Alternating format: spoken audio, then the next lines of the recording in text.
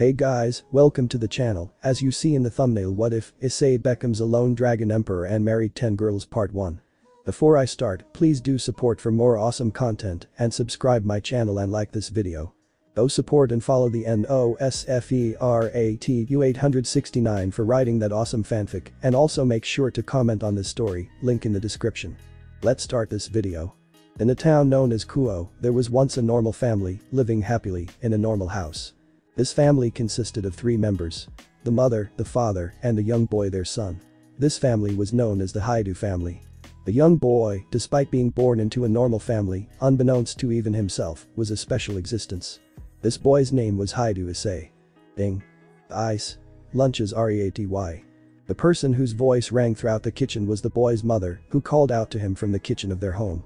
A timer had dinged from the left side of the stove, indicating that whatever his mother was cooking up was done settling and ready to serve. Though she was already preparing the table, which her husband, the boy's father, was sitting at, she still received no response from her son. Ice. Honey, where is Ice and why isn't he answering me? The boy's mother prodded her husband inquisitively, wondering why she was receiving no response from her hyper-playful and food-addicted boy when lunch was ready. The boy's father, who was reading a newspaper in a stereotypical manner, simply answered her casually while continuing to read. Oh, Ice. If you're asking about Ice, he left quite a while ago. He most likely went to the park. When did he leave? He didn't even say anything. I think he may have left around an hour and a half ago. I didn't notice it right away either. He must have gone unnoticed intentionally. The boy's mother glanced towards the door worriedly. But do not tell us. It doesn't seem normal at all. Well, he has been quiet lately. But it seems pretty obvious why, doesn't it? Irina just left a week ago. He's all alone now after all. That's true, but where could he have gone? Even if he's sad, Ice hates being alone much more than anything. It wouldn't make sense for him to go to the park with no one else. I would have at least expected him to ask you to play with him a bit. The father continued speaking to his wife as she set the table. Maybe he went off to talk with that old man. Oh, goodness no. I hate that old man. Such a dirty, perverted person is a bad influence on my poor Ice. Honestly, he should be arrested. Ahahaha. Now, Ka-san. Isn't that going a bit far? Is still young. He's just trying to look up to someone. I don't see any harm in it. Ha. Are you joking? He is the worst role model there is. He is the last person Ice should be around. Don't you see that he is making Ice think of bad things? Just last month when we took him to the beach, all he did was make large round mounds of sand mimicking Issei instead of sand castles like Irina. Oh, come on. He's a boy. I'm sure I did something similar when I was younger. At the age of 6. I highly doubt such a thing. Not only that, but he's done worse. Just a week ago, when I decided to bathe him after so long, he asked me what was inside my breasts. Then, when I told him it was nothing but fat, he asked if he could touch them. Do you have any idea how ashamed I was? I think you may be confusing lecherous for something else, honey. To me, that just seems like a child's curiosity. I like to touch your breasts and that doesn't make me lecherous. You're my husband. And he is your son. To her husband's response, the mother gave an almost hopeless sigh of despair. Never mind, you are a lecherous husband so it is useless. I am lecherous and he is curious. I see no difference. How do you expect him to take responsibility for his actions if you always take his side? He's my boy. I will always take his side. And will you take his side if I have you sleep on the living floor? Yes. Then I will just sleep with Ice in his room. And if I forbid you? Then I will sleep with Ice in the living room Futen.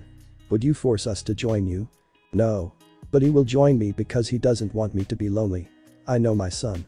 Such troublesome boys. The mother sighed once more, finally taking a seat at the table. She sounded irritated with her family's actions, but she was smiling sweetly.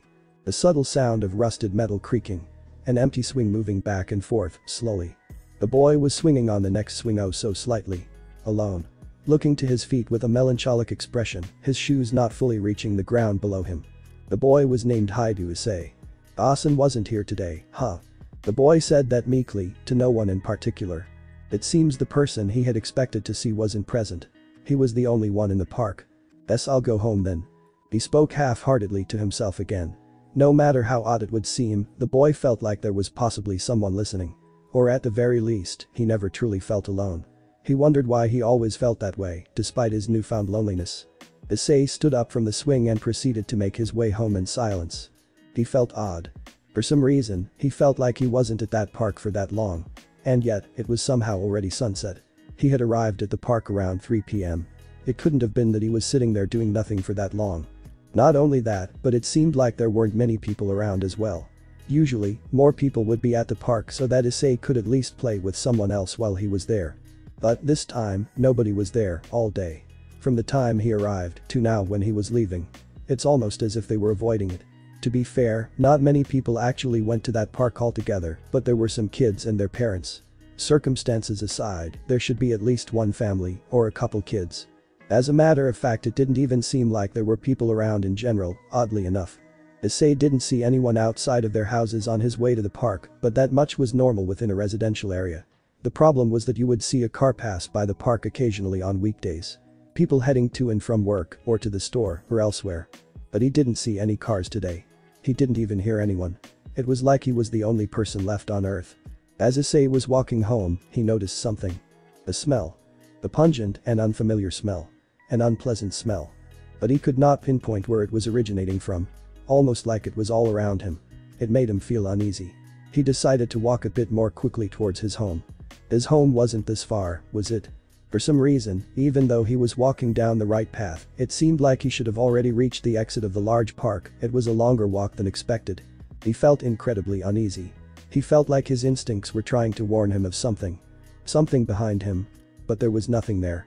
No, maybe it was something that was all around him. He certainly felt like that was the case. As if he was locked in some never-ending dome. Ha ha. Issei's breathing became ragged.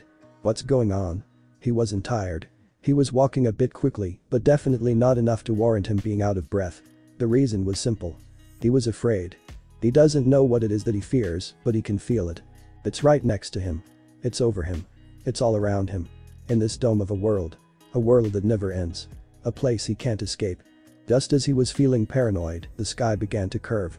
It looked as if the evening sky was now visibly a ceiling. The path he was going down began curving upwards as well. Almost like he was peering over a hilltop that was gradually rising before. He could only think of one thing. It was like a dome. Issei started running. It wasn't a full-on sprint, but nevertheless, the boy was making his way quickly down the path. He was right. The ground below him was curved upward. The more he ran, the more he would just see more of the same concrete rolling over the top. It was as if the path was endless.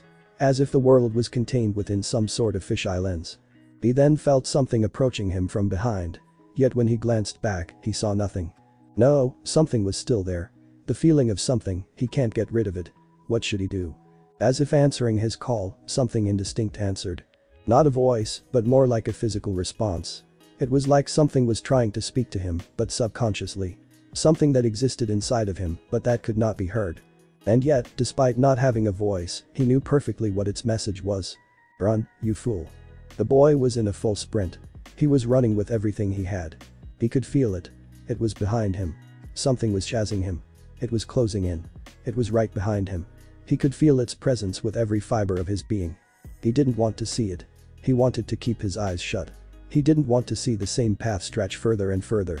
He simply kept his eyes closed out of fear and sprinted. It was there. It was going to touch him. It was mere inches away. It was reaching out towards him. It's going to touch him. And only one last feeling was surging through his body. Death. Bam.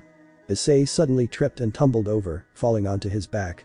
The next thing Issei knew, he was looking up at the sky. It was no longer the same, odd color from before, it just seemed like your average evening sky. It wasn't in any bizarre shape like a dome either, it was just his regular perception of a sky. And most of all, that feeling from before was gone. Issei picked his upper body up to look around. He wasn't in the park anymore, from the looks of it. In fact, the park was now behind him. Somehow, it was almost 30 meters away, hardly even in sight for him, had he really ran that far.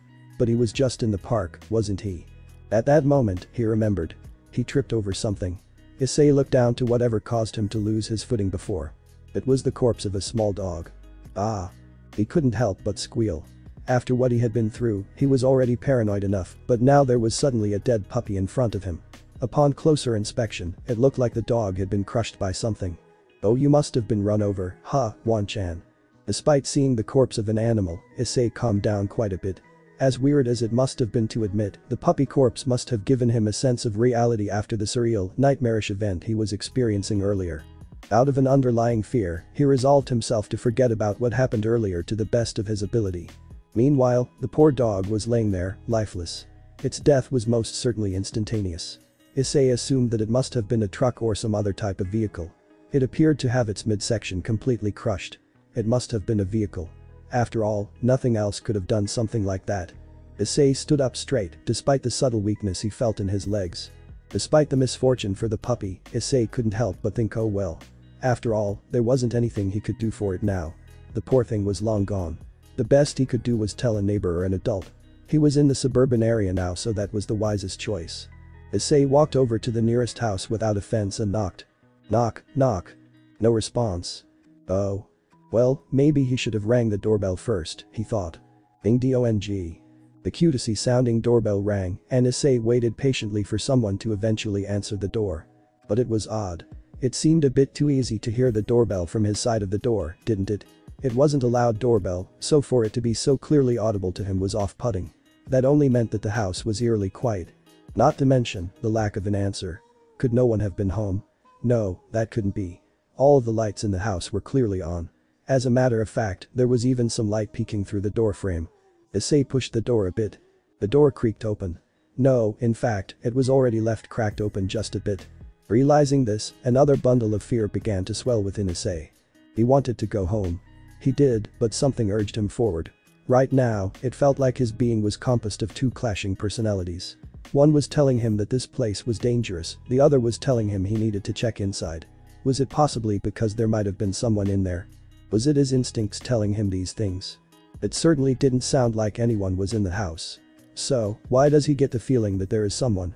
And why does he feel like that same thing from earlier was telling him the exact opposite, don't go inside? His better judgment would have been to listen to whatever was telling him otherwise and back away. Walk home. But if there was someone in there, then why does it feel like Issei shouldn't abandon them here either?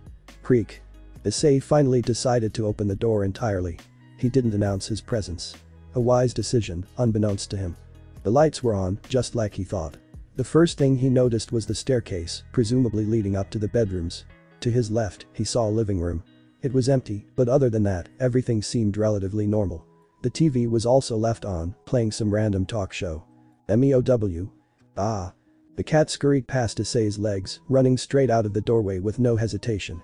It almost appeared to be running from something. Well, if the family was home, then he might as well apologize for letting their cat escape. The next room was to his right. It was a kitchen that. Ani-chan. Issei froze. There was a little girl standing there.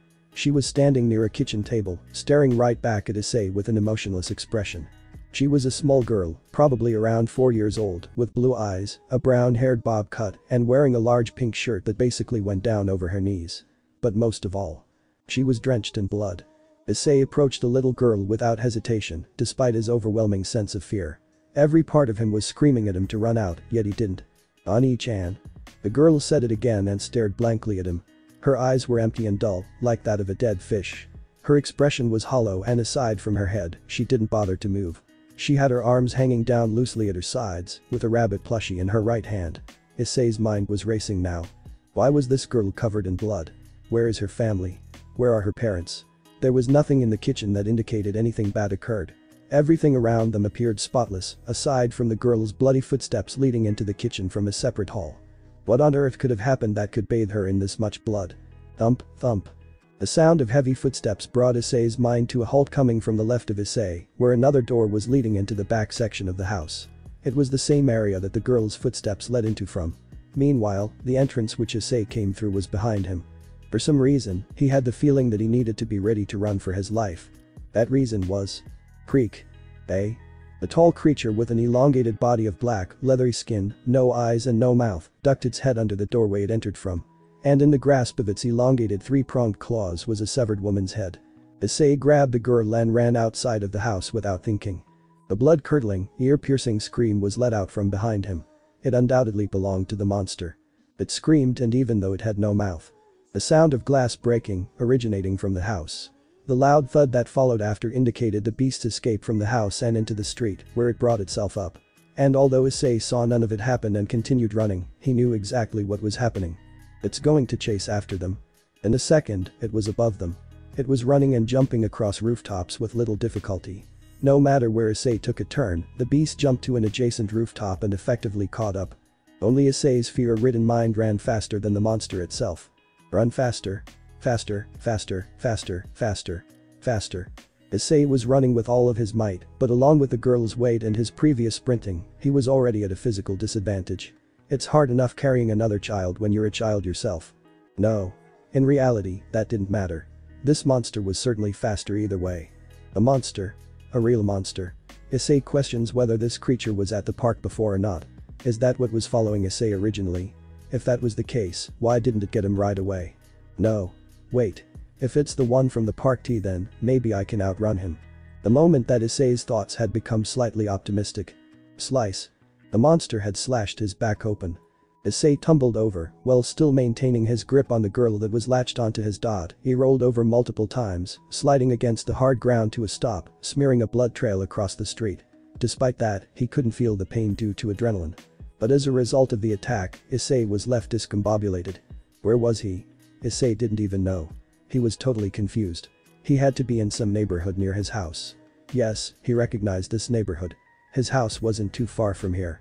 Ah, that's right, wasn't he running from something just now? Why does he have this strange girl with him? The monster's harrowing screech dragged Issei back to reality. Issei sprung himself up and realized that he was sitting on the floor, with a searing pain and ness arising from his back. Soon, those senses left him and his mind went back to full survival mode. His eyes darted everywhere around him. The monster. I can't see it. Where did it? On. Out of nowhere, the monster landed on the ground ahead of Issei, cracking the floor beneath it. Gradually, it stood, 3 meters tall and with an unnatural, elongated form.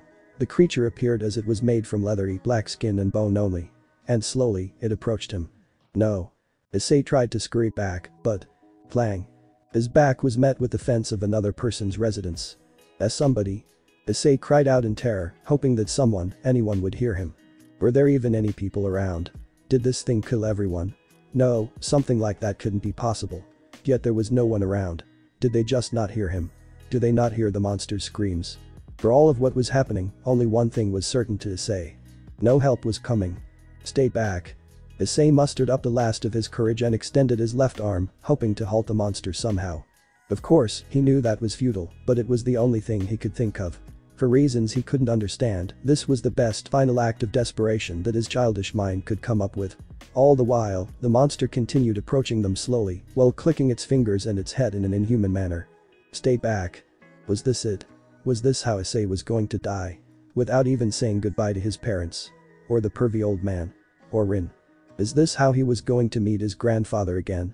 He didn't even at least get to help this girl. No. Something stirred within him. I don't want to die. Not here. Please. At least if I die here, at least not this girl, don't let her. As the monster approached, clicking its body, stepping closer and closer, something moved.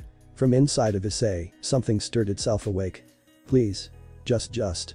In one instant, something inside of Issei truly. A green light blinded the monster and forced it away from the two children. The light was so bright and powerful that it caused the monster to flee, its screams dying down just as the light did. Finally, once Issei could finally see. There was nothing. The monster was nowhere to be seen. I did it. I did it. Issei felt a modicum of hope return to his heart after realizing that the monster was gone, though he didn't understand it. I don't know what I did, but I did it. It ran. I actually made it run away. I scared it off. Yes. Ah, I did it. Issei laughed tiredly. For some reason, he felt exhausted. His childish body couldn't keep up with the extraneous physical activity he forced upon himself. Not to mention, he felt even more exhausted after he had stopped screaming. And his left arm felt heavy for some reason as well. Issei looked down to his left arm, curious about this bizarre feeling of weight. His arm was encased within a red gauntlet. What is it? Issei lifted the gauntlet. The green jewel set in the middle of the gauntlet reflected the moonlight. The entire gauntlet itself gleamed against the backdrop of the night sky. This is what is this? This thing I'm wearing. Issei didn't understand what he was looking at. He wasn't even at the age where he could identify an item like a gauntlet yet. However, his immediate thought was to compare it to something out of a tokusatsu that he watches in the mornings before going to school. And despite his general naivety and ignorance, he was a clever enough boy to put 2 and 2 together. Is this why that monster was chasing me? But then why did it run? Was it scary? Is this some sort of superpower that I have? Am I like Son Goku? And what even was that monster in the first place? That beast was known as a Nightwalker. Those creatures stalked the woods in northern Europe during what you would refer to as the Middle Ages. They happened to be quite cowardly when properly threatened by an unfamiliar power. Though, regular humans will most usually fall prey to them very easily. Wah. Issei's head and eyes darted around in every direction, hoping to find the mysterious voice that spoke to him. Do not search for me, child. You will not find me out there. Issei felt chills run down his spine. Another monster. If you wish to see me, boy, then look at the device located on your left arm. Issei hesitantly moved his eyes down towards the gauntlet. As I said, you will not see me, for I reside within you. This voice and this gauntlet is merely the greatest representation of my current self. In other words, I am part of you. You're inside of me. Am I possessed? No, I am not possessing you. Your body is your own. I have no control over your thoughts, nor your actions. I am no more than a voice in your head. My spirit is simply sealed within your gear, foolish boy. Gear. Sacred gear. Devices created by the biblical God. This device on your arm, which I am contained in, is known as the boosted gear, one of the 13 Longinus. God-slaying weapons.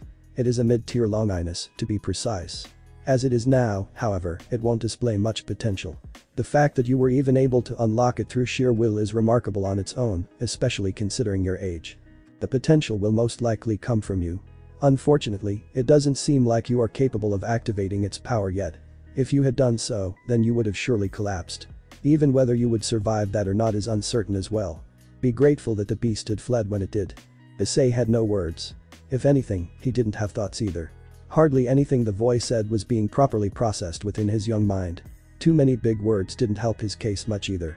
It seems that I was the foolish one to believe that you could comprehend such complex and foreign concepts. Forget about what I've told you for now, that can be discussed later. More importantly, you must find somewhere safe to hide. The disembodied voice's words reignited the fear in Issei. Why is there another monster? Quiet, boy. Do not speak aloud. You can communicate with me through thoughts alone. You needn't announce yourself to anything else. I can think of you. Oh, okay. Then, what's the problem? I am the Welsh Dragon Emperor, Drag. You may address me as such when needed. Okay, Drag, what's the problem now? Why do I need to hide? Is the monster from before coming back? Well, as of currently, there is no immediate threat within about 25 meters of you. The problem lies outside of that radius. Our radius. Immediate means now, right? So, I'm not in danger now, but something far away is dangerous. 25 meters. Okay, how far is that? Unimportant. The main issue is what, not where. Oh, okay then, what is it? Many things. Magical beasts of different variety, measuring in completely different levels of strength. The one you faced was a major weakness. Much of its power outside of physical capability was nothing to note. It's only because you're a child, let alone a mere human before unlocking me, that it even posed a threat to you. Had those people from before not been measly humans like you, they might have survived their encounters. Issei remembered the woman's severed head from before and was then suddenly reminded of the girl in his arms. She was unconscious. Maybe it was during the roll or the initial mayhem, but she ended up passing out. What was he supposed to do with her now? Focus, my young partner. We have greater issues at hand. If you don't find somewhere safe soon, then you will surely perish. There are many approaching threats far greater than the measly Nightwalker roaming about. They are all moving in separate directions, at random. They are most likely like-minded beasts with no true direction, wreaking havoc across this village you reside in. They're bound to find you at some point. Tell me, boy. Is this a capital? I don't know. This town is called Kuo. I see. I cannot fully grasp the size of your town because you are still too weak. Our connection isn't very strong yet. There is a limited range that I have with this body of yours. And even now, it is taking most, if not all, of my focus in order to create a radius for the purpose of keeping you aware. If our connection was stronger, or perhaps if your body was, then I could do more. But for now, this is the extent of it. So the greatest estimation I can make about how many beasts are located in your town is limited. So how many monsters do you think there are? I can't give you a proper estimate, but the unsettling truth is, you are surrounded by them. Chills. Issei's throat felt unbelievably dry. He couldn't even begin to imagine what else could be out there, even more dangerous than the Nightwalker. He needed to find somewhere safe. He needed to go home. Aka-san. Otu-san. Issei shouted unintentionally. His parents. That's right, Issei was so distracted by thoughts of self-preservation that he'd forgotten about his own mother and father. Your family, is it? That is troublesome. If you truly care for them, then I believe this is more of a disadvantageous situation than I thought. Are they regular humans? Yes. They don't do anything crazy or have anything like this. We don't have special powers. I think. I also don't believe that they possess any abnormal qualities. If they had, then at the very least, the mere exposure to it would stir me in my sleep, even if just a bit. I experienced no such thing in my short time with you. That place you called a park was the first instance of me feeling unrest. Oh no. I need to go get to my parents right now. I wouldn't suggest that, partner.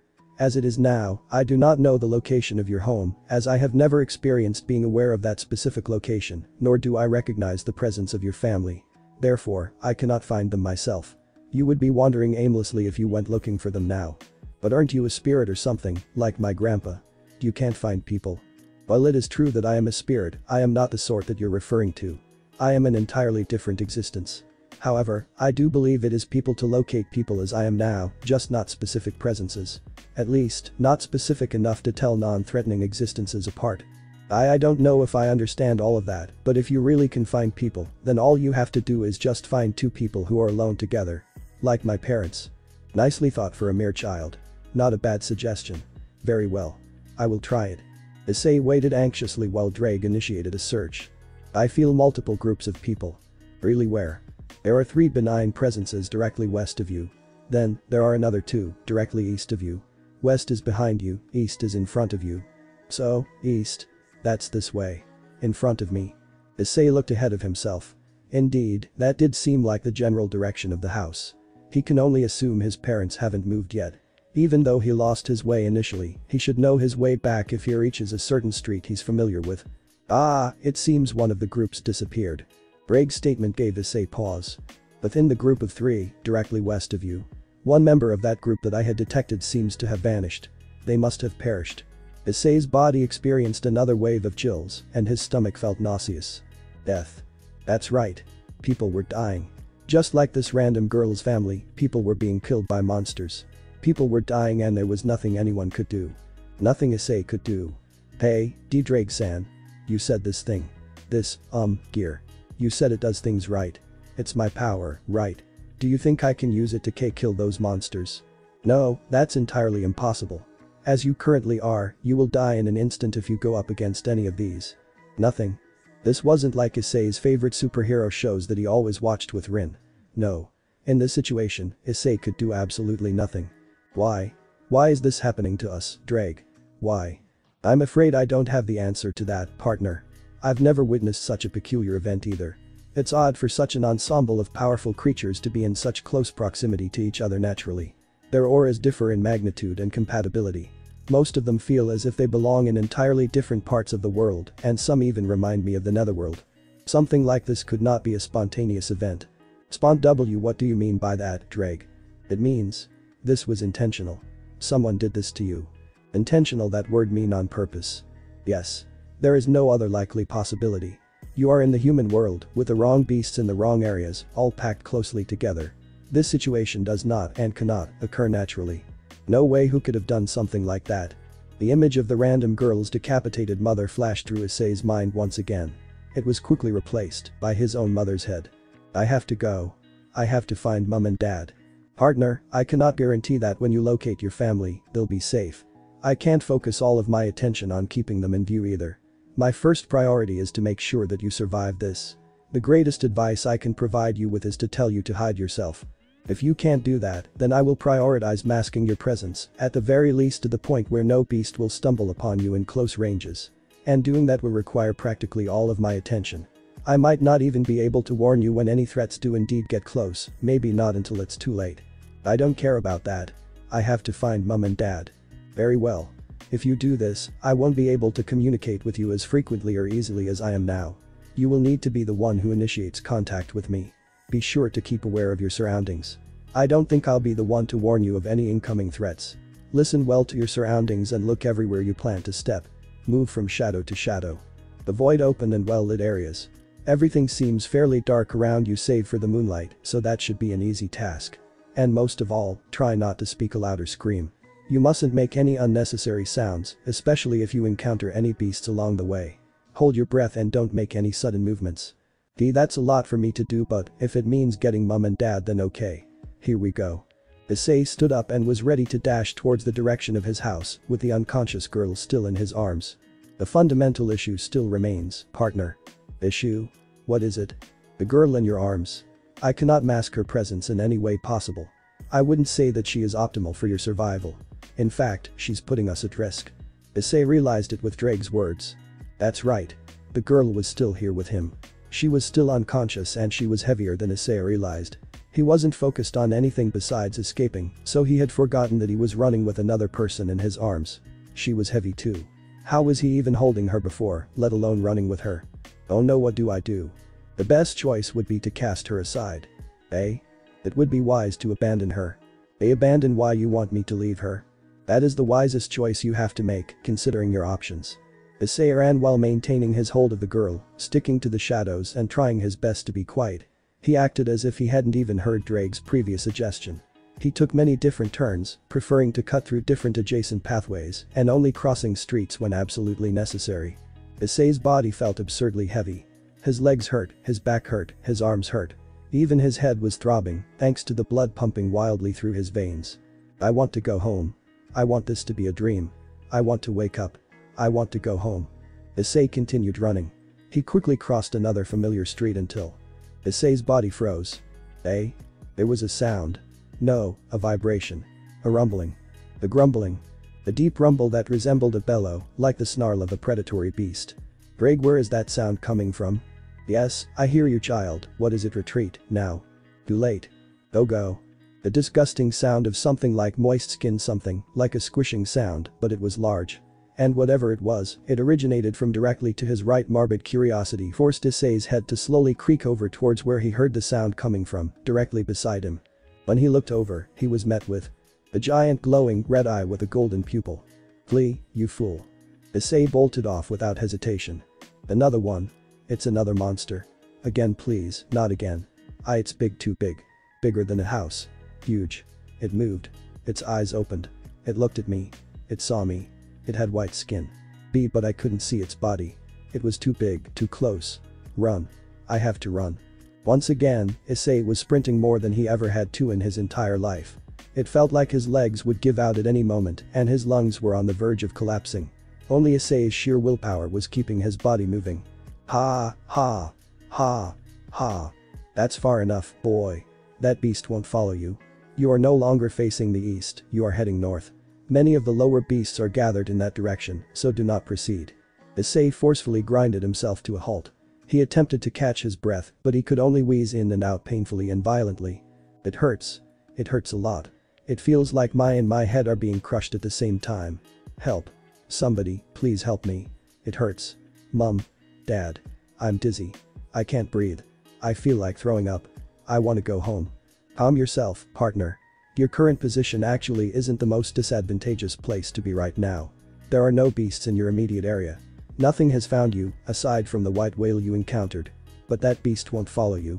That creature's body is much too large for it to waste its energy searching for something as insignificant as you, and I am already masking your presence on top of that. As long as your power doesn't spike, it will not sense you. Then what happens if it really notices us? It will erase you from existence. How many times can one avoid death in such a certain amount of time, at such a young age, Issei wondered. Actually, aren't I kind of amazing? Issei wanted to praise himself for a moment, but there was no room for levity for him to indulge in yet. Chills. A sudden feeling overcame Issei's senses. All at once, it felt as if the world was crashing down on Issei's body. Wadrag. What is that feeling? Above you. Issei looked up, and what appeared in the sky was shine. Lights. A countless abundance of lights in the shape of something familiar. They were circles. A seemingly endless amount of circles filling the sky, all with different colors and bizarre designs composed of unrecognizable symbols. They reminded Issei of symbols that a wizard hero might use in video games. And from each of those individual circles of light, something began to emerge. People. There are people coming out from them. They're floating. They hide, partner. What? Hide. Where? Anywhere, just hide. I will mask your presence. But what about this girl? I cannot hide or protect her, and neither can you. Your survival is only guaranteed if you cast her aside. If not, then hide yourself and simply hope that they don't find you. Issei whipped his head around, frantically searching for a place to hide. He spotted some nearby shrubbery and hopped straight into it. He didn't consider abandoning the girl for even a second before hiding. His breathing was heavy and ragged, which didn't prove well for stealth. Fear began to pulse ever stronger within him the more that the seconds passed. He could feel them. Now, of all times, he suddenly began to feel the presence of various creatures that surrounded the area. Not only could he finally feel all of the monstrous beings that surrounded him, but even more than that, he could feel the floating people too. He could feel those mysterious floating people emerging from the sky. Many of the floating people began descending quickly towards the ground, different groups flying off in different directions. Most of all, Issei could tell that these flying people were likely heading in the direction of the various beasts scattered throughout Kuo. Like a fleet or a legion, they were in groups, flying in separate directions, hunting different monsters, presumably. Issei also noticed that the largest group was sent in the direction that Issei was previously in. Those flying people were headed towards the giant, white one with red eyes. A dark, incomprehensible feeling wrapped around Issei like a blanket. It was unlike any feeling he experienced before. Was it anger or rage? Are these the people who did this to us?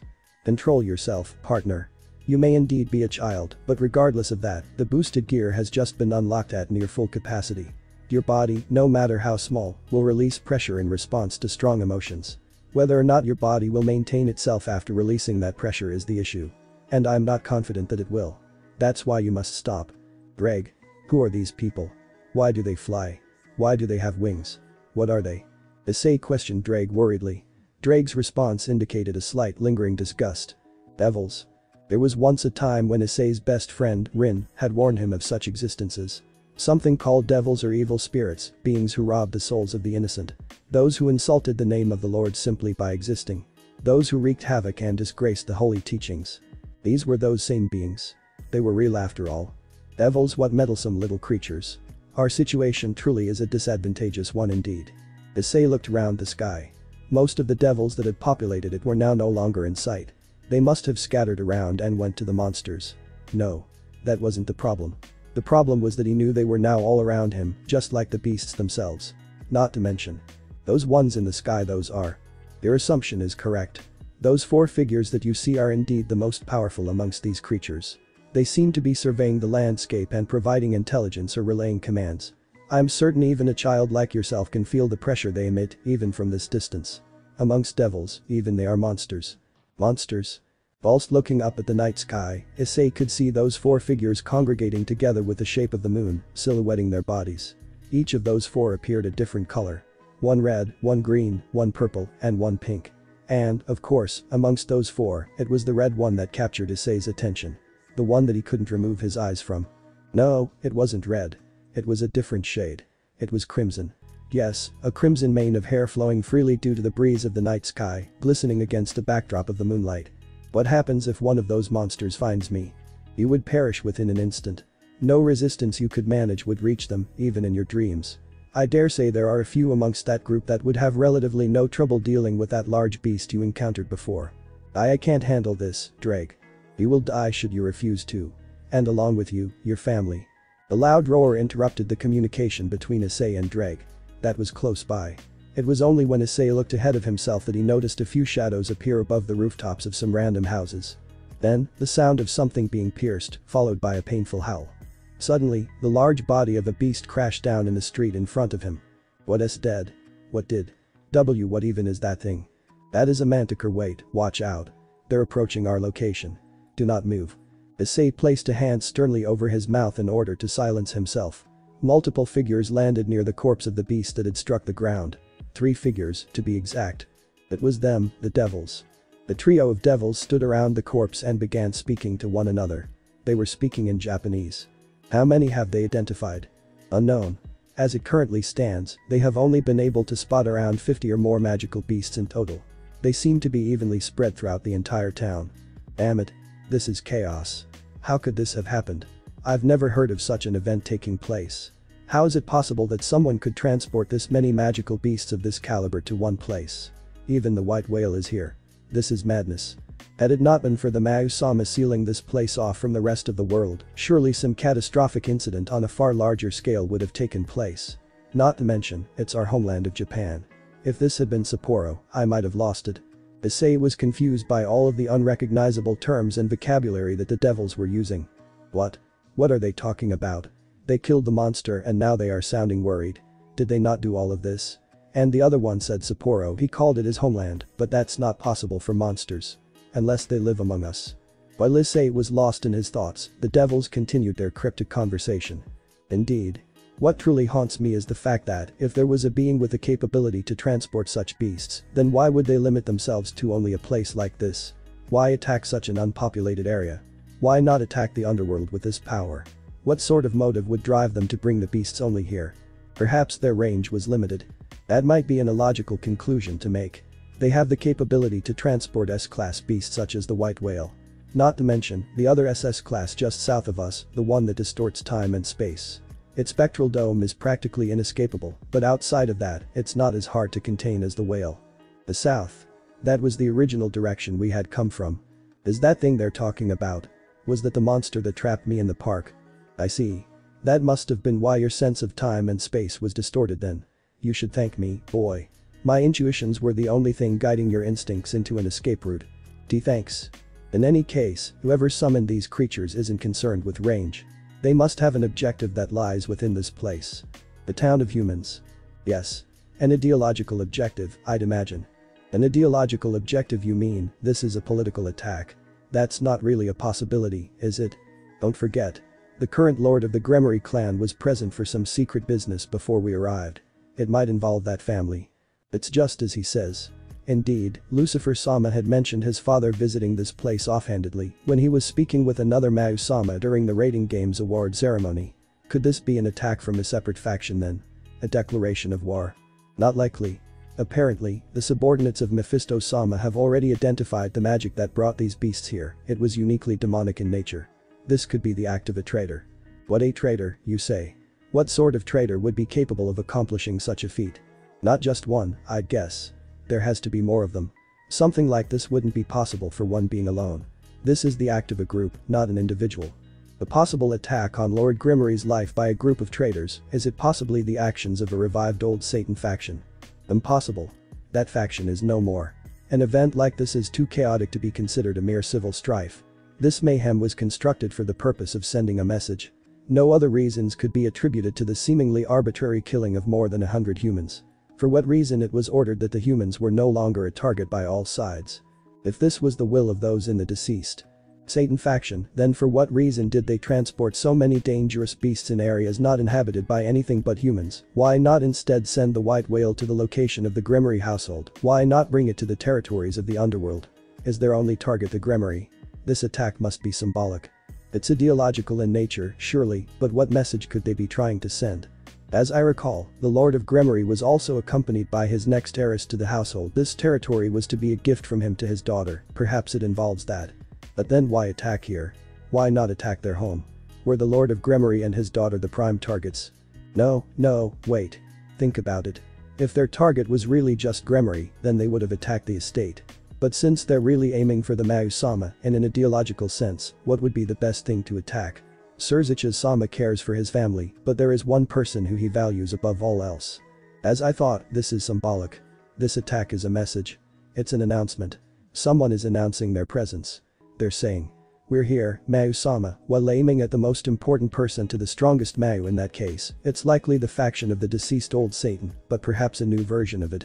Maybe a new group entirely dedicated to a similar cause, even. But that leaves the question. What sort of group would adhere to this senseless destruction that doesn't assist in their goals towards Gremory and Mayu? As you said before, wouldn't it simply make more sense to attack the estate whenever the Gremory heiress is still present there? Why wait until they come here to attack them, causing uninvolved innocents to die? It just seems so chaotic. I don't know whether something is still missing. I myself do not understand yet why they did not attack Gremory head-on. Moreover, who would even be able to bring these beasts here? Demonic power was detected amongst the lower-level beasts. However, none of it has been detected on those of great ability, such as the whale, which means the weaker ones were sent here by devils, and the rest, they could be the result of a sacred gear. The sacred gear humans working with devils could they be trying to hide the fact that they are devils? No. If that was the case, it would be more logical to have just the sacred gear user transport all of the beasts, instead of a few. This detail appears to be intentional. As if to mock us by saying, "This is what our human ally can do." Either that or they're using reincarnated servants like us. But, a sacred gear capable of transporting almost ultimate class beasts across different spaces, to and from the underworld, in the possession of traitors, what sort of catastrophe are we witnessing unfold right now? What sort of enemy are we faced with is the better question. That isn't something we need to concern ourselves with. That can be discussed by Beelzebub Sama and his colleagues. We've already wasted enough time talking amongst ourselves. Our first priority is to provide enough support to see Lore capture the whale, and any other high-level beasts are also included. I'm afraid I must depart. My objective was to assist in maintaining a perimeter in which there resided no beasts. The associates of the Citri organizations are currently attending to any humans who are wounded. They are also rescuing those currently in danger. Once they have contained them within a certain barrier together, they will erase their memories and create the false narrative of a natural disaster in place of everything.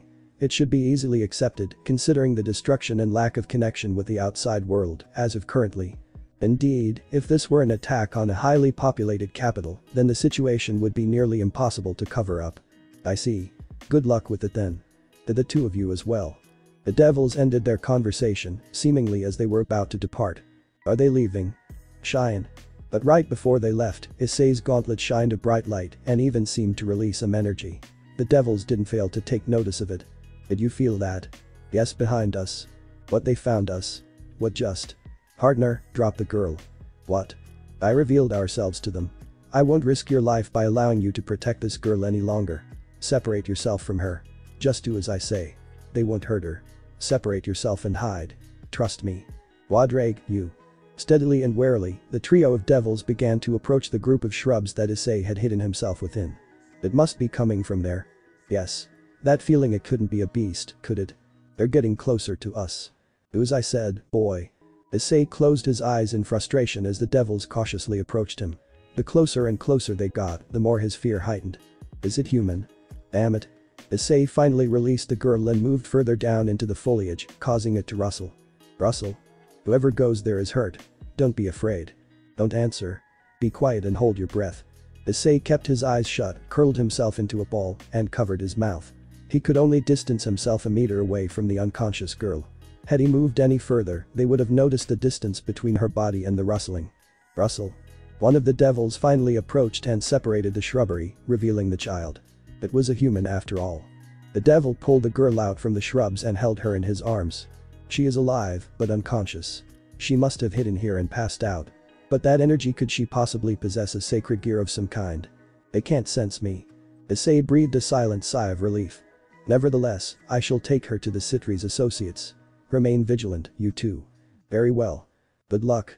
The three men, no, devils, extended their black leathery wings and flew off. One went in a separate direction from the other two. What is going on? I didn't understand any of what they said. Is this their fault or not? Why is this happening to us? Do not concern yourself with that now, partner. If you wish to find your family, now is the greatest time. Though, I still don't recommend that course of action. This perimeter that the devils have created may not stretch as far as your home. In fact, that place may now be infested with other beasts. At the very least, I can say that it thankfully isn't as clouded by beasts as the north was, but I suspect it is still the second worst place to be. Russell. Issei jumped out from the bushes and ran towards where his house should be, not caring for Drake's warning. Mum? Dad? Please be okay. I'm coming home, so please be okay. Please.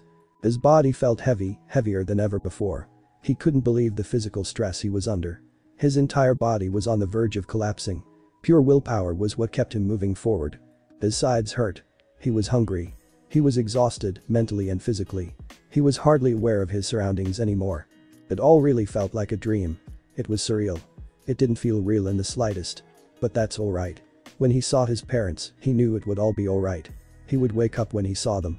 The three of them would have breakfast together, and his mother would comfort him after his bad dream, like always. He knows it. He'll apologize for everything he's ever done. He'll be the greatest son ever. He'll make his parents proud. No more perverted stuff from the old man from now on. No more pranks against his aunties or uncles. No more being depressed about Rin. No more difficulty making friends. No more troublemaking. He'll take that martial arts class his dad wanted him to take. He'll ask his mum to color some coloring books together with him, like when he was a toddler. He'll call his mum every morning. He'll hug his dad every day.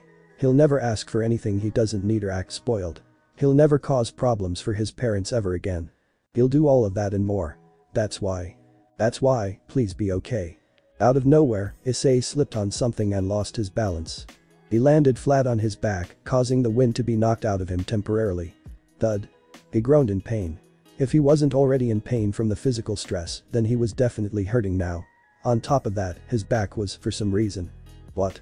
Issei reached around his back to feel whatever made his back feel so cold. It was, of course, a liquid. A thick, almost sticky liquid. It smelled too. Issei lifted his hand to see if he could get a better view of the liquid staining his palm. He couldn't see the color of the liquid because he was currently lying in the shadow of a house. The moonlight couldn't reach him from his position. All he knew was that it was a fairly dark color.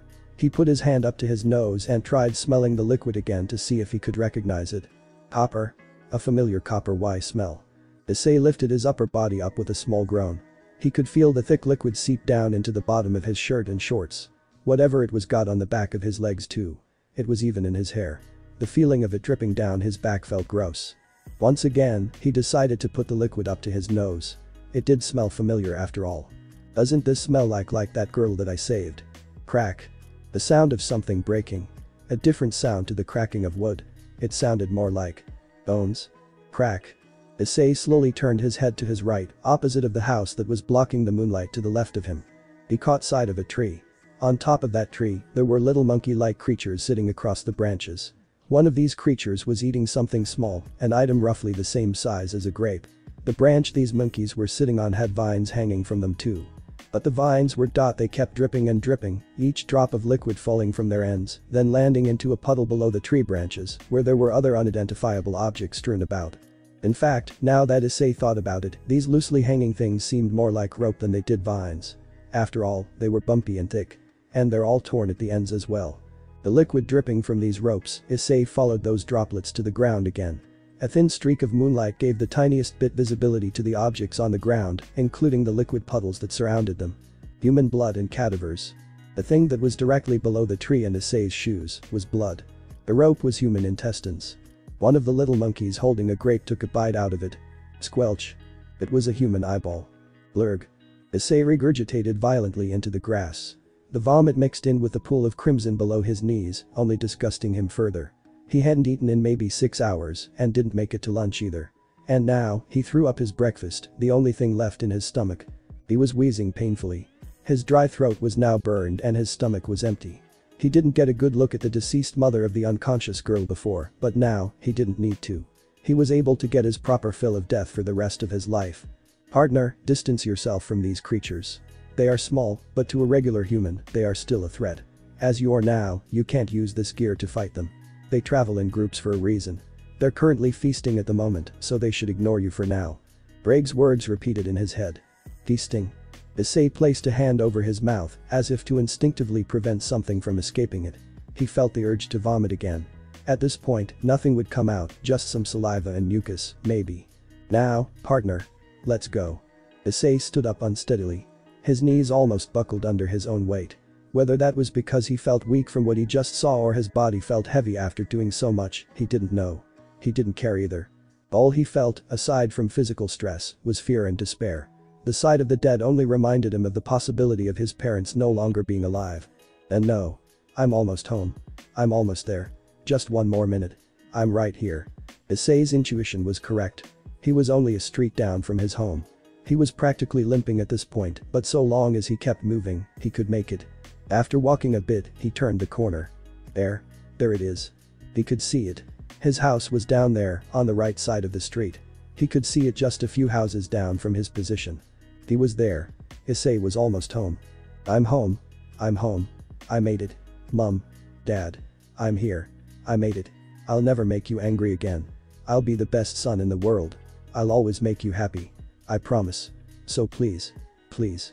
Issei threw the small fence surrounding his house open and limped as quickly as he could towards the front door. It was closed properly. Nothing in sight was broken. Everything appeared intact.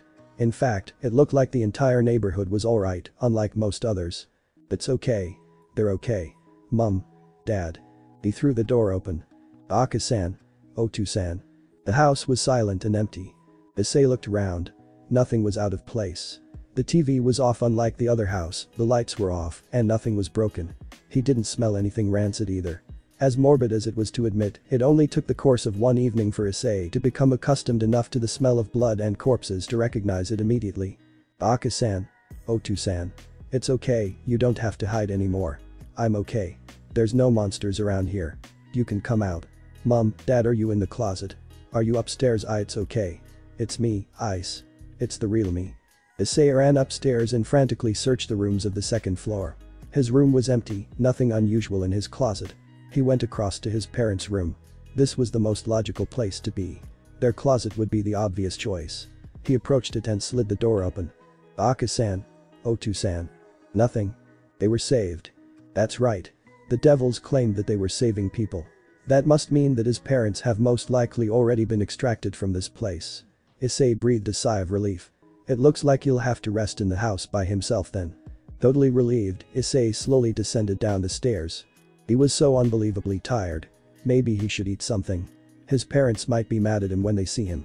Actually, the devil said they'll have no memories, so they'll just think that something like an earthquake happened and he was away from the house during that time. They'll probably start crying a lot too. Or at least, his mum will. His dad wasn't always the most expressive type. Well, that might change after an experience like this. Ah, that's right. The play area. In the back of Issei's house, there was a playroom. It's a room he played in when he was little. He kept all of his toys there. Nowadays, he plays games and watches TV in the living room. So now, that area is just a room that leads to their backyard and has all his old toys. It's past the kitchen. Issei didn't check there when he was initially searching the house because it seemed like such an obviously bad choice. There wasn't really anywhere to hide in that room. I'm hungry. Issei stepped into the kitchen and noticed that there was some rice made in the crockpot along with some cooked fish in a pan. It must have been part of their lunch. He just threw up so he'll at least eat something light, like the rice. Clang. After serving himself some rice, Issei sat down at the table and ate it quietly. He could see a bit of the play area from the kitchen and for whatever reason, it was bothering him. Like something was nagging him in the back of his mind, and this time, it wasn't. With everything that's happened today, Issei could only think about his short life whilst eating his food. He wondered where things were going to go from here. Is his life going to change now that he's unlocked this new power? Before he knew it, he had finished the rice within minutes. That was enough for now. I gotta get going. I have to see where they took Mum and Dad. At least I'll stay in the safe area those devils set up. Maybe I'll even be able to save some people. Maybe I'll just sleep in the living room. Everything hurts and they might erase my memories if I go there. It's risky to go out too. Issei walked down the hallway, making his way to the playroom out of a lingering, morbid curiosity. For reasons he didn't understand, he felt an impending, foreboding sensation overcoming his senses. He could see his old box of toys sitting at the left corner of the room. He couldn't see the middle of the room from his angle in the hallway though. He couldn't get a clear view until he turned the corner, at least. The news report, broadcasted on the television, had itself switched to another broadcast. The one who changed the channel was a woman in her very early 30s. She was sitting on the floor in a kotetsu with a little short pig-tailed girl in her lap. The one asking her to turn off the program was a man in disheveled business clothing. Unbuttoned white shirt, loose tie, and black messy hair. He laid his head in one of his palms as he rubbed his face from under his glasses. He was visibly distressed. Were you allowed bereavement leave, honey? The man's wife asked him sympathetically as to not cause him any further distress. He answered half-heartedly. Yes, I was allowed 3 days. They were quite understanding. I see. These 3 residents were the Akawa family. The father's name is Akawa Satoshi. The mother's name is Akawa Akane. The 3-year-old toddler eating cookies in Akane's lap is named Akawa Maki. The small 3-person family. Reminiscent of another familiar one. The only difference being their only child, which was a girl rather than a boy. That and this family was still together. Mama, I want Taki. The toddler, Maki, looked cutely at her mother and asked for her favorite food, takoyaki, but mispronounced it due to her young age. Yes, my dear. The atmosphere was heavy. The only one who didn't understand it was the poor child. The reason was obvious. Satoshi is the first cousin of the father, Haidu. Early in the morning, Satoshi was sent to work as usual. However, no more than 2 hours after arriving at his workplace, he received a call from his wife, Akane. His cousin and his wife, the Haidu couple, had passed away. At the time, Akane was cleaning around the household like usual and was unexpectedly contacted by the Kuo proper medical authorities. She was informed that the adults known as the Haidu were found deceased under a collapsed room in their household caused by some sort of explosion. This was not true. Not only because the truth was covered up, but because the explanation provided by those who examined the scene was that the only remains that were found were identified as the two adults. Those remains are a few severed body parts. The most poignant one being a severed hand. The real reason was still unknown to even the authorities. It is speculated to be caused by an explosion. Investigation is still ongoing. Regardless, there would be nothing but an empty casket during the services. In order to spare her husband the mental stress of never knowing the reason behind their deaths, Issei decided to give him the most practical explanation without the more descriptive details. At the very least, he understands that the service will be a closed casket and she will be conducting the most when it comes to preparing the services in order to lessen the emotional burden he may face. They were contacted first because they were listed as the proper next of kin. As a result of Haidu's deaths, the most difficult part to explain became grossly apparent. Their only child, Issei Haidu, was left an orphan. Issei was conflicted about what to do about the situation. Satoshi was not. He was excused from work for the next 3 days for bereavement, courtesy of his manager. He did not return home. Rather, he went to retrieve Issei Haidu without hesitation. He was in the custody of the Department of Children's Welfare. He filled out the proper paperwork and brought Issei back home with him. The boy was dead. There was no light in his eyes and no life in his movements. There was not a single word uttered by either of them. He simply picked the boy up into his arms, placed his coat over his head, and drove him home. There were no words that could be said. And even if there were, Satoshi did not know them. In truth, reality had not set in for the man yet. The tragic outcome to a random, non-major, natural disaster was all too surreal. Satoshi kept thinking that if he returned Issei home, he would be greeted by a happy-go-lucky idiot of a father to the boy, a foolish younger cousin, standing at the door with a smile to greet him. This was something he did not drive to the residence to confirm. Satoshi brought the boy into the house. His wife immediately brought herself to her husband and took the boy from his arms. She took him upstairs and held on to him, silently, until he fell asleep. Not a single word was said by the boy, nor to him. There was simply nothing that could be said. Their daughter would finally meet her cousin, under the very worst of circumstances. Not yet understanding why he would not come down from the room to play. Satoshi and the boy's father were not inseparable or anything to that extent. But their relationship was good. They spoke often enough. They played together when they were young. They went to one another's weddings and their children's birthdays events. Their relationship was as proper as a family member should be. Not as they were the greatest of friends, but they were family. Satoshi did not know that he was Haidu's next of kin. It came as a surprise to him. That may have been why he so easily accepted the orphan boy with open arms. There was someone in his family who thought so fondly of him, and yet he was not even aware of it now. That person was gone, and their only child was all that was left. Some part of his heart, he felt, crumbled. Honey.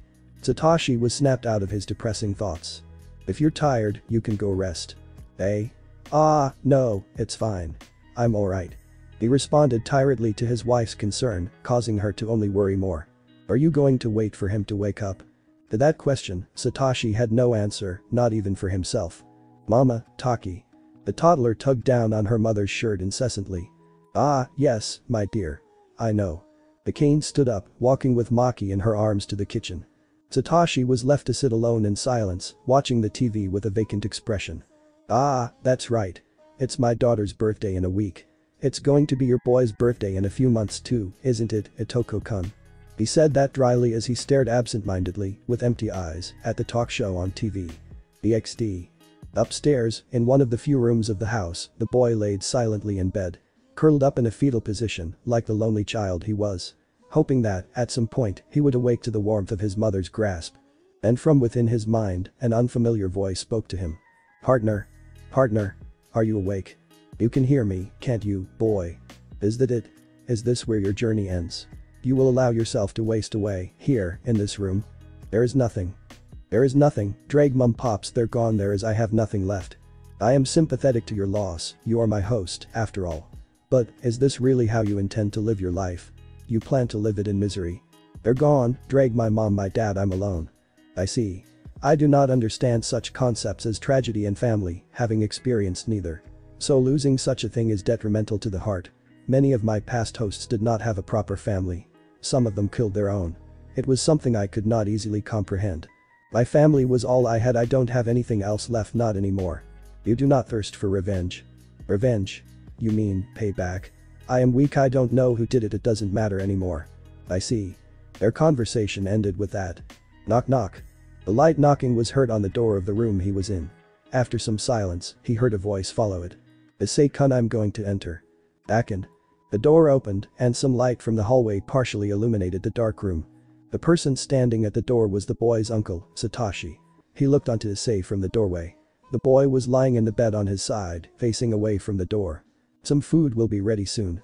I'm sure you'd like to eat. Did you eat anything when you were with the welfare department? There was no response. The deafening silence was obvious, even with the subtle sounds of cooking downstairs. Satoshi would more easily hear his heartbeat than a single breath from the boy. Maki-chan has been wanting to see you as well. She would want to play with you. At her age, you are her first cousin after all. Satoshi hesitated a bit when saying that. It was as if something in his subconscious aided him as he said it. But, again, there was no response. His harvest bore no fruit. With a defeated sigh, Satoshi decided it was enough and slowly began to close the door.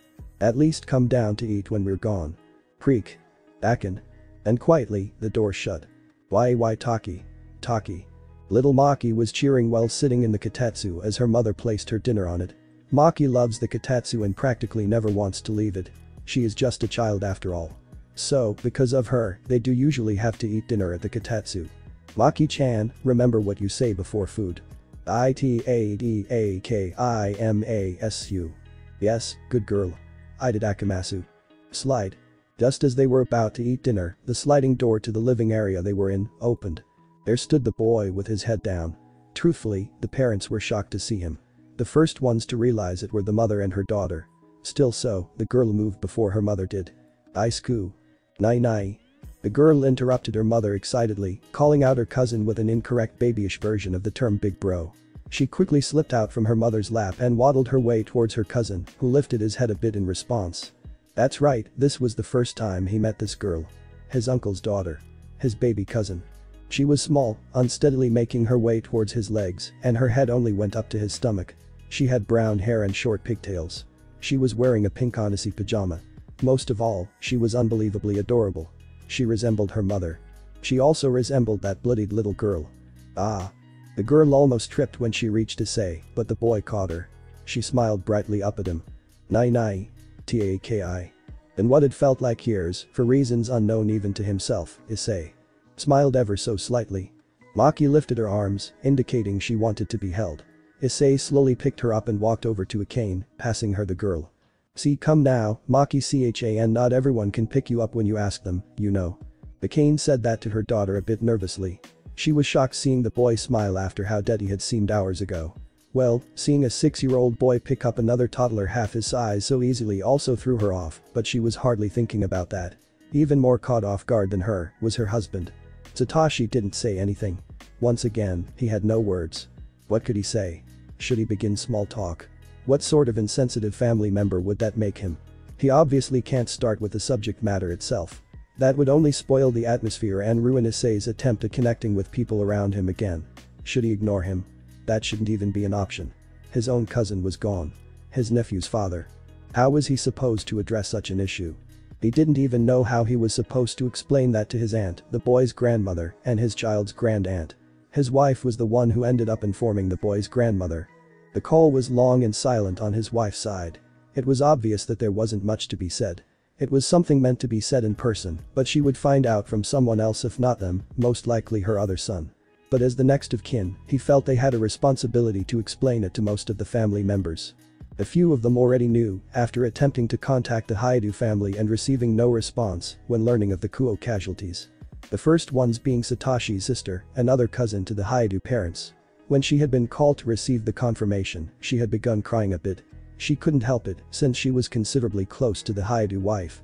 However, she believed that her 8-year-old daughter would have more trouble dealing with this because she is very emotional, even more so than herself. She cared for her aunt, uncle and their son. To believe that all of this happened because of what was considered a minor event. Looking at all of it from the outside, it was an absolute tragedy. But now, Satoshi and his family were faced with the greatest challenge there was. Confronting this issue with Haidou's very own son. Satoshi wasn't confident that he could handle it. He couldn't even handle calling his aunt when he had the phone in his hands. His wife made all of the calls on his behalf. He felt like a coward. Wait, Maki-chan. Satoshi was snapped from his thoughts again, seeing his daughter crawl out of her mother's lap with a takoyaki ball in her hand. She crawled into Issei's lap and lifted herself to his head and held it up to him. Nai nai. Taki. She held it up to him from her palm. Some of the sauce was on her hand and the top was just a bit squished. Ah, Maki. But before Satoshi and his wife could interfere, something extraordinary happened. Issei lowered his head and took the ball into his mouth, effectively eating it in a few bites. Thanks Maki-chan. He gave her a weak smile. His strength hadn't returned to him, but he was still trying. His baby cousin smiled happily in response. She then reached for another takoyaki ball from the plate in front of her mother. Wait, Maki-chan. You can't touch it with your hands. Here. Her mother pricked one of the takoyaki balls with a toothpick and lifted it to her daughter's mouth. Here. Maki opened her mouth and took the takoyaki into her mouth. Of course, she immediately grabbed it out of her mouth and handed it to Issei. Maki-chan. I just said. The cane snatched her daughter from her nephew's lap, causing her to become distressed due to being ripped from her cousin's grasp. Okay, calm down, Maki-chan. Here, do it like this. The cane showed her daughter how to place a takoyaki on a toothpick. Seeing that, Maki was happy again and repeatedly tried to feed some to Issei. Hey, now. You have to eat as well, Maki-chan. Issei felt a small smile threatening to creep onto his face. He felt truly horrible. There was no stronger pain than what he felt in his heart. The only thing keeping him from breaking down in the face of those he knew as family was the small girl who acted so dearly towards him. He forced down his emotion along with his food and smiled. Every time he looked upon the child, his mind was sent into a disarray of screeching memories riddled with beasts, blood, death. Loneliness, hunger, fear, time, pain, weight, devils, dragon, tears, screams, crunches, eyes, night, mum, dad. Nai.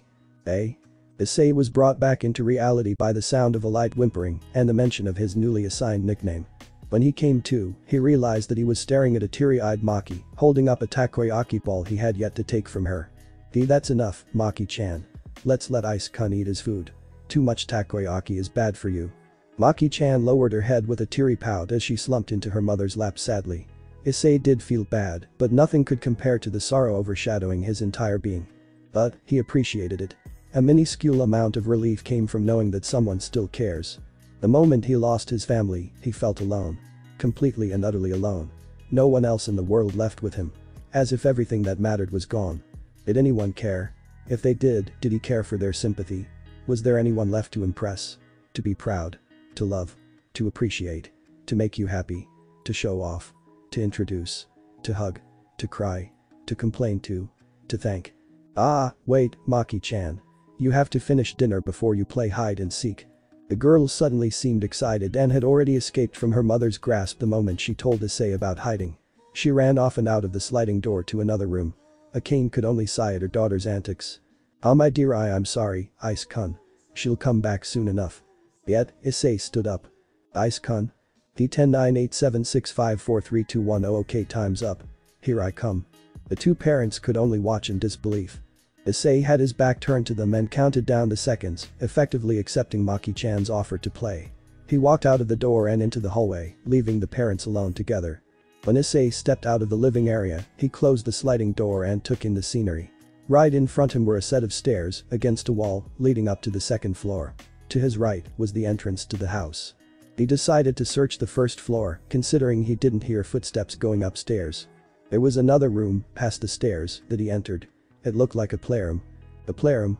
He entered it, against the will of his subconscious hesitation. Rustle. He could hear the subtle sound of movement on the carpet. At one side of the room, there was a small coffee table with a cloth over it. He could see the tip of the girl's cute sock sticking out from under it. Her feet were small, she had an adorably small stature in general, she was innocent, she was happy, she was normal. Why did it have to be me?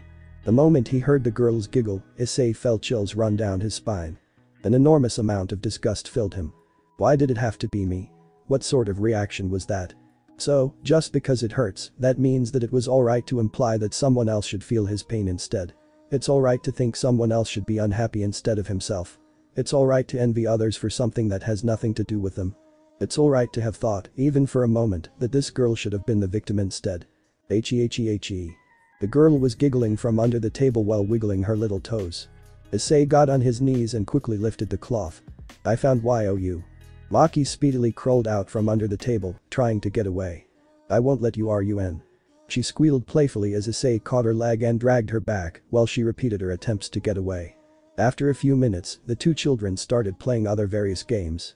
The last one they were playing involved Maki's favorite dolls. Playing house with them, specifically. She is, of course, making her doll cook some takoyaki. Yaitaki, taki. Issei held the same little smirk from before on his face. He hated himself. He was a legendary being. A god killer. He was special. He hates it. He hates the idea of it. Somebody who could look down at this little girl and think it's not fair. I hate you. Issei thought that as he looked down on the smiling girl, the image of his own stupid face sitting on top of hers. Do not blame yourself, partner. That envy is a natural response. Then I hate the fact that it is natural.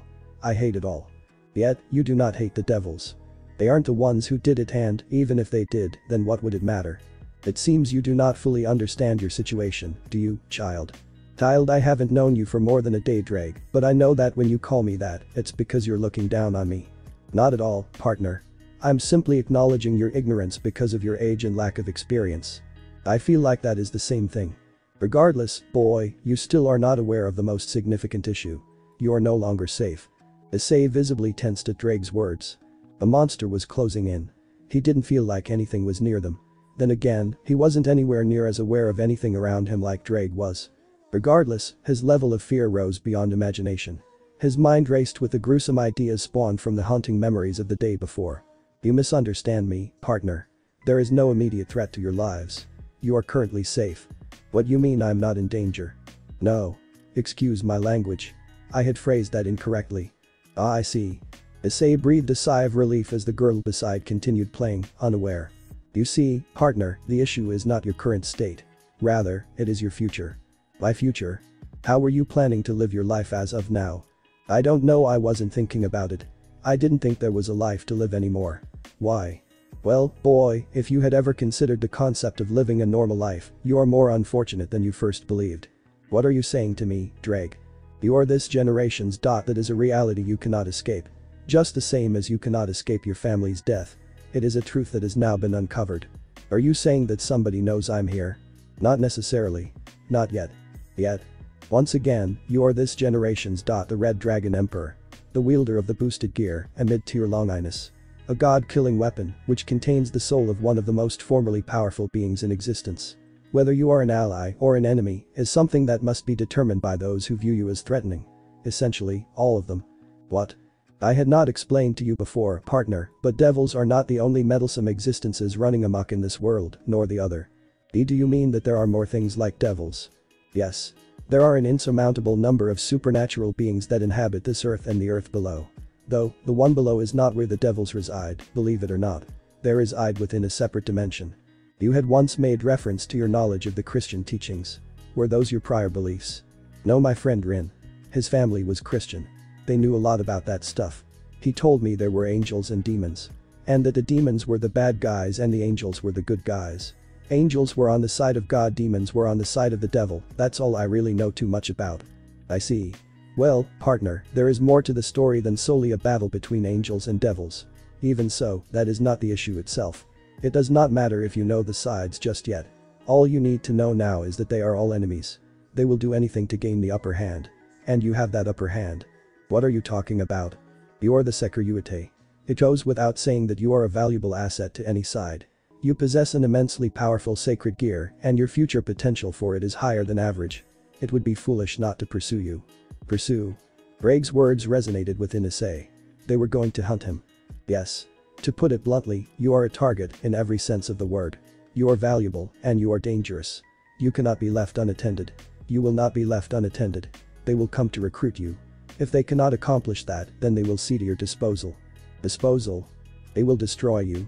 My question to you, boy, is, do you care for these people? That is I. Issei looked down at the toddler playing with her doll. Why are you asking me that, Drake? Do you not understand? They will find you, all of you, then, what will you do? Maki smiled up at him. With blood on her face. Maki-chan. Hey. I love you. The girl's face grew into a bright, beautiful smile. She instantly wrapped herself tightly around Issei's waist. Me too. Issei gently hugged her back. Little did he know that the girl's mother was peeking into the room silently, with a soft smile on her face and a tear threatening to creep out of her eye. Her husband could clearly hear what was happening from the living area.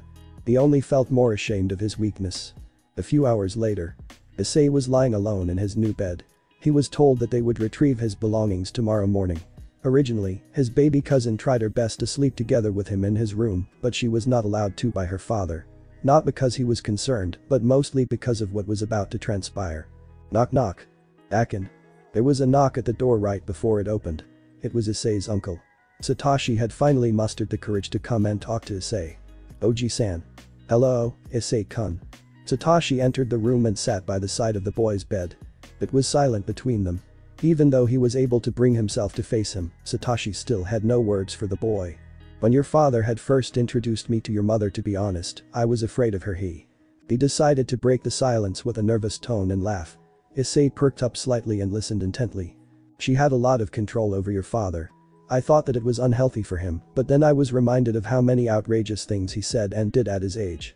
He really was a crazy man. Otu-san was? Yeah. He was quite the wild one when we were in high school.